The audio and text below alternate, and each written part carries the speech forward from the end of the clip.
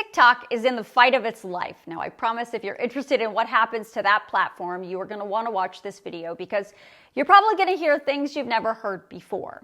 That's because I was granted a rare, on-camera, on-the-record interview, the first since Congress ramped up its attempts last month to ban the platform. I had no restrictions. Okay, you know by now lawmakers say TikTok poses a serious national security threat from China, and because of that, the safety of U.S. user data is at risk. Right now, there's a bipartisan bill being considered in the Senate to ban the app in the United States if TikTok's parent company, ByteDance, doesn't sell off its interest. That bill already overwhelmingly passed the House, and President Biden said he would sign it into law if it passed the Senate too. And just recently, the House Speaker introduced yet another bill that would, in essence, ban TikTok in case the first one doesn't get through the Senate. For its part, TikTok has, at least recently, been pretty quiet about all of this, instead letting their creators and users tell their stories and advocate for them on Capitol Hill. But I, like a lot of you, had real questions for them about these threats and the data security of the 170 million Americans who use TikTok. So I flew to Washington, D.C. to speak with TikTok's Vice President of Public Policy, Michael Beckerman, about all the issues lawmakers have with the platform. I started with the most serious, China. Does China have access to U.S. user data? No. Does China have the ability to influence the thought patterns of the American users on TikTok? No. So protected data stays here in the United States, and it's controlled by the American team as part of USDS. And I think a lot of these scare tactics to try to push forward a ban, and that's what this legislation is unfortunate. Because if the politicians address the concerns specifically that they have with all tech platforms, frankly, we have already put things in place to address that, and that's what legislation should be, not to ban one company. Those things TikTok has put in place include a $2 billion state-of-the-art security system in Texas. You've probably heard of Project Texas, but not many of us really know what it is. Well, now we do. Project Texas is run by a subsidiary of TikTok called USDS, United States Data Security. As of 2022, all new TikTok data is stored there in Texas on U.S. soil in servers overseen by U.S. tech giant Oracle.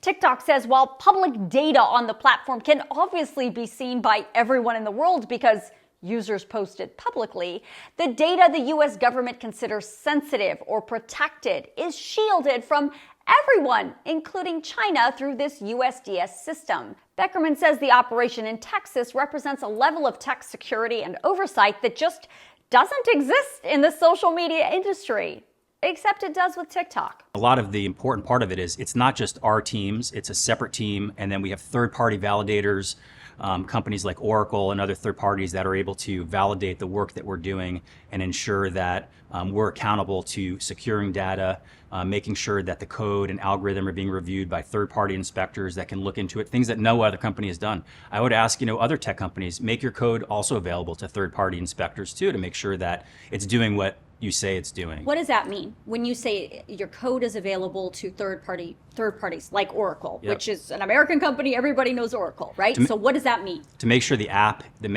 is operating in the way that it should. Make sure that there's no malicious code. Make sure the algorithm is operating the way that you say it does and has transparency in that. These are the things that I think all companies should do.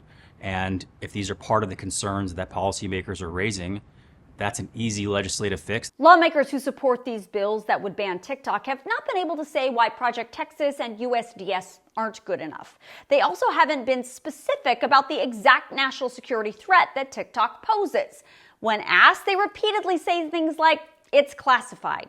All supporters of the bill will say is, this is not a ban, and China shouldn't have the ability to influence Americans. The Chinese Communist Party has no First Amendment right to control TikTok, any more than the Soviet Union had a First Amendment right to control ABC and NBC and CBS during the Cold War.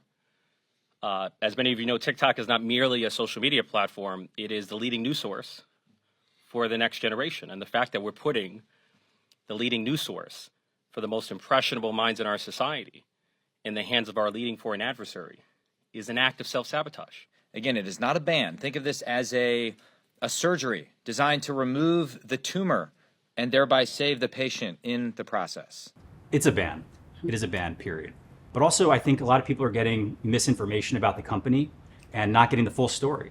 Because the full story is, if there are questions and concerns that people have about tech companies broadly, like data security, like transparency around the algorithm, how the code works, we've already addressed these, and we're willing to do more and continue to address it. And we think every company should. And that's the message Beckerman kept reiterating to me during our interview. He says TikTok is already going above and beyond what their competitors do when it comes to protected U.S. user data security. But he says they're also willing to take it further by supporting a national data privacy law and working with Congress to create it. But so far, lawmakers have not taken them up on that offer. We're here at the table. We're happy to work with Congress and show even more about what we're doing, be more transparent. But I think this can actually be the solution that everybody's looking for. Because if you want to have comprehensive data security, comprehensive data privacy, it shouldn't matter the company that has the data. It shouldn't matter the company that you're trying to have privacy from. It should exist for all companies. And if they're worried about TikTok or other platforms, they can address it in national privacy law, and we're happy to comply with that. And we think that we're already going above and beyond what our peers are doing.